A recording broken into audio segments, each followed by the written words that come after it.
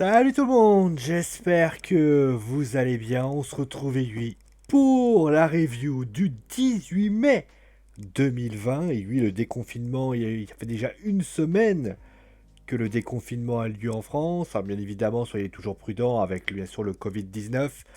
Et on va bien sûr faire ce bilan de cette review du show de Raw du 18 mai 2020. Et donc durant cette review, eh bien, nous allons parler bien sûr du segment entre Randy Orton et Edge, de Buddy Murphy, enfin de Murphy contre Humberto Carrillo. Il y a eu Charlotte Flair qui faisait face à Ruby Riott, The Crime of a Grand Slam Champion Asuka. Bobby Lashley a fait face à R-Truth. Il y a également les titres féminins de la WWE par équipe, c'est-à-dire Alexa Bliss, Nikki Cross contre les Iconics. Voilà. Shayna Baszler qui faisait face à Natalia dans un submission match, le Kevin Owens Show, le tag team match entre Kevin Owens, Apollo Crews, Andrade et Angel Garza, Aleister Black contre Murphy, et enfin le main event, Drew McIntyre qui faisait face à Baron Corbin. Alors, donc, clairement, on va commencer tout de suite avec les bonnes satisfactions du show. Ils sont assez rares pour ainsi dire. On va parler bien évidemment du segment entre Randy Orton et Edge. Clairement, ça a été pour moi un segment parfait. Honnêtement, parfait de tout au point parce que j'ai vu cette vraie tension entre les deux. Moi, j'ai toujours dit, hein, ces deux-là arrivent à mettre de la hype contre tous les instants. Et ça a encore été prouvé dans ce segment. Le talent du speech est vraiment quelque chose d'incroyable. Et honnêtement, ces deux-là savent faire marier tout cela. Et puis il y a une troisième point aussi que j'ai beaucoup apprécié, il s'appelle Randy Orton. Randy Orton qui est arrivé dans une optique très simple, c'est de dire, bah écoute mon gars, oui, alors tu m'as battu dans un match avec des échelles, des chaises et tout ce que tu veux, oui c'est vrai. Mais la réalité mon gars, c'est que tu ne m'as jamais battu dans un ring de catch, dans un match de catch. Et j'ai envie de te dire, d'ailleurs quand tu vois les propos de Edge, deux camps surviennent. Il y a le camp du ridicule. Le mec, il est passionné et il est passionné. Et puis il y a le camp, finalement, du pragmatique. C'est-à-dire, il est normal qu'il est à fond dedans parce qu'il a vaincu beaucoup d'épreuves. Il a toujours su s'en sortir. Et au final, eh bien, voilà le petit sourire de Randy Orton en dit long. Alors bien évidemment que les fans de Edge et ceux qui sont contents de le revoir diront sans doute que ce qu'a dit Edge est très émouvant, mais d'un côté tu peux trouver ça, alors pas forcément, alors j'ai utilisé des mots forts hein, dans ce que je vais dire là, mais je n'y pense pas moi je suis dans le camp du mec très content, c'est Edge. C'est bien évidemment le côté pathétique, dans le sens où tu te dis, ouais mec, mais voilà quoi, qu'est-ce que t'as à plus de faire. Voilà. Ensuite, qu'est-ce que j'ai aimé aussi? Eh ben finalement, il y a eu des brides de quelque chose, c'est-à-dire qu'il y a eu des... Par exemple, le titre féminin par équipe de la WWE est pas mal, puisque tu as notamment un match assez dynamique qui est proposé. Ça, j'ai plutôt apprécié. J'ai apprécié également le match entre Apollo Crews et Kevin Owens contre donc entre Angel Garza et Andrade. Ça aussi, c'était plutôt un bon match avec une belle prestation d'Apollo Crews. Ça aussi, j'ai plutôt apprécié. Euh, Après, il y a eu des petits moments intéressants, notamment avec Aleister Black contre Murphy, avec l'arrivée d'Austin Theory. On en parlera bien plus tard, ça c'est plutôt les interrogations. Mais vous avez pu vous en rendre compte, c'est assez difficile de trouver de réelles satisfactions. Mais parce que là, je vous ai vraiment, il y a eu le moment où j'ai vraiment adoré. Et puis après, les deux matchs que je vous ai cités, c'est pas exceptionnel du tout. Ça reste, ça se regarde. Mais c'est pas oufissime. T'es pas en train de te dire, putain, j'ai vécu un moment d'histoire. En tout cas, j'ai pas vécu un moment de fou. Voilà, clairement. Et on va commencer bien évidemment par parler de ce qui s'est passé, d'ailleurs de la décision qu'a eu donc la WWE de... déjà bon, alors, on va commencer avec Kevin Owens. Pas mal de personnes ont été surpris de voir Kevin Owens faire le Kevin Owens Show et ne pas aller vers la direction qu'il était de base, c'est-à-dire Seth Rollins. je pense, de mon point de vue, hein, je pense que la WWE sait que Kevin Owens n'est peut-être pas encore remis à 100%. Il n'a pas non plus été très présent. Je pense qu'il a surtout voulu mettre en avant Apollo Crew. Donc, je pense qu'il n'est pas encore à 100%, ce qui peut expliquer pourquoi il n'a pas réellement eu d'impact dans ce match. Mais il fallait quelqu'un pour ici, il fallait le faire revenir. Alors la manière peut paraître discutable, mais moi de mon point de vue, ils l'ont fait revenir pour ça. Peut-être pour un petit peu faire des shows, faire des talk shows, des choses comme ça. Voilà, ça reste acceptable, ça reste intéressant. Maintenant, moi, j'ai envie de dire, le Kevin Owens Show, bah, j'ai envie de te dire, il a servi absolument à rien. Je veux dire, Apollo Crews serait venu de cette façon, ça n'aurait rien changé. D'ailleurs, moi, je m'attendais. Alors, Zelina Vega en a parlé un petit peu. Elle a parlé notamment du côté du Jerry Springer Show. Moi, j'aurais voulu que Kevin Owens, justement, mette la zizanie entre les trois. Et il s'avère que ça n'a même pas été fait. C'est-à-dire que Kevin Owens s'est contenté simplement de se mettre à l'extérieur du ring. Alors, tu sais pas trop pourquoi. Et le fait que Apollo Crew arrive et s'en prend à Andladé, c'est trop juste. C'est trop juste. À demander Apollo Crew, je veux dire, les trois seraient. Vous savez, le petit segment qui vient en coulisses, il aurait eu lieu sur le ring. Et à partir de là, eh bien, Apollo Crew serait venu. Ça aurait été pareil. Alors après, on aurait mis un. Alors tu vas me dire, oui, messieurs, comment tu fais ensuite pour faire un match consistant et tout ce que tu veux? Tu gères, tu trouves autre chose. Je pense que de toute façon, si Apollo Crews serait venu, il s'en serait pris à. Alors tu vas me dire, oui, mais après à Austin Theory, etc. Oui, mais encore une fois, ça se fait. Ça se fait, encore une fois. Genre, à un moment donné, je sais pas, tu te retrouves avec Austin Theory qui est avec, donc, avec les trois. Il y a une attaque. Il y a une attaque, on va dire, Apollo Crews réussit à s'en sortir. Avec notamment Angel Garza qui met un coup à. Enfin, qui reçoit un coup de la part de Austin Theory. Le gars s'en va, et ensuite, bah, au final, ça part en embrouille totale.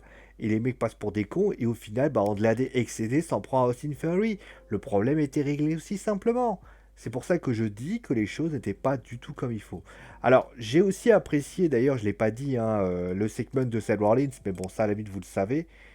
Voilà, à part ça, bah, au final, bah, le show, il est, voilà, après, parlons quand même de Austin Theory. Alors, vous avez vu, hein, tout est un peu segmenté. J'hésite de faire maintenant comme ça. Bah, Austin Theory, j'ai un problème avec ce qui s'est passé. Alors, j'ai pas de problème à l'idée qu'il aille avec Seth Rollins, parce que j'estime que Seth Rollins, bah, peut-être va pouvoir justement lui donner cette renommée. Mais j'ai quand même l'impression que le mec il recrute un peu à tout va. C'est-à-dire que le gars, il recrute, il recrute, il recrute et il recrute.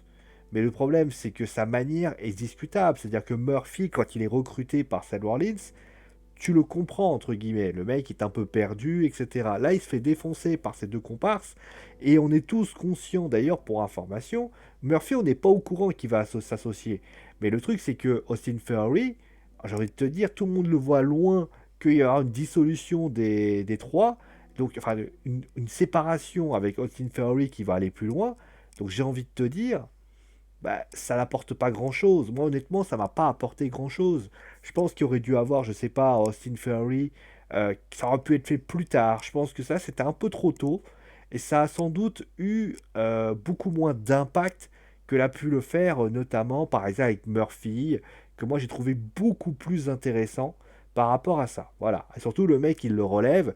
Alors, je sais que c'est un prophète, mais à un moment donné, il faut quand même pas abuser non plus.